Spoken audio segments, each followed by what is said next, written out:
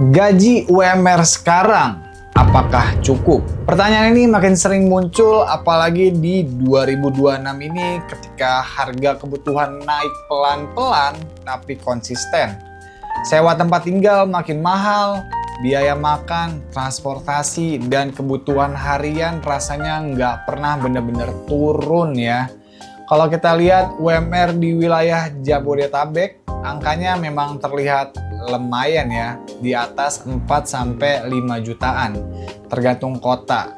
Tapi realitanya biaya hidup di area itu juga jauh lebih tinggi, terutama untuk yang harus bayar kos, atau kontrakan, atau transportasi harian, dan juga kebutuhan sosial.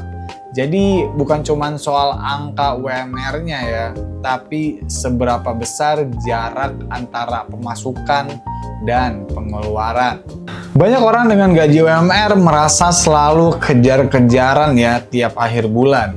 Bukan karena boros, tapi karena sistem keuangannya yang belum jelas nih, atau gaya hidupnya tanpa sadar mengikuti standar lingkungan. Hidup tenang dengan gaji UMR bukan berarti hidup mewah, tapi hidup sadar ya. Pisahkan kebutuhan wajib dulu seperti tempat tinggal, makan, dan transportasi. Lalu sisihkan dana darurat, walaupun kecil ya nggak apa-apa. Karena rasa aman itu jauh lebih penting daripada terlihat mampu. Di kota seperti Jakarta, Bekasi, Depok, Tangerang, ataupun Bogor, strategi jadi lebih penting daripada gengsi. Mungkin harus berbagi tempat tinggal lebih selektif, terus juga nongkrongnya juga harus diatur, atau menahan upgrade yang belum urgent banget.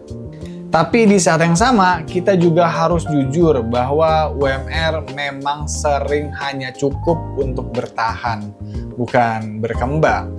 Dan disinilah pentingnya berpikir untuk jangka panjang, meningkatkan skill, mencari tambahan income, atau membangun value supaya penghasilan kalian bisa naik.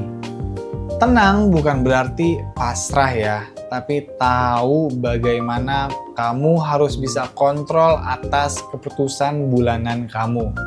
Dan meskipun gaji UMR terasa sempit, dengan sistem yang jelas dan langkah kecil yang konsisten, kamu tetap bisa hidup layak sambil pelan-pelan untuk membangun masa depan yang lebih besar.